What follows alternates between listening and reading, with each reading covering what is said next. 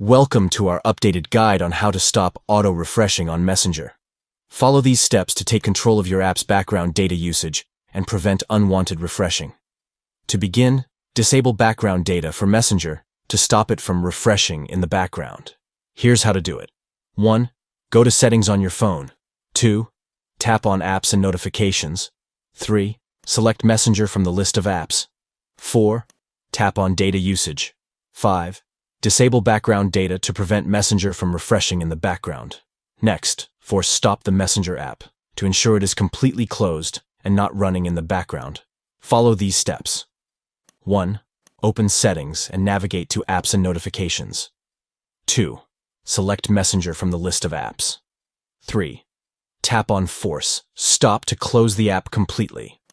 By following these steps, you can effectively stop the auto-refreshing feature on Messenger and manage its background activities more efficiently. Thank you for following along with this tutorial.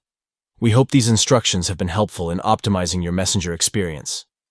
Stay tuned for more informative guides and tips.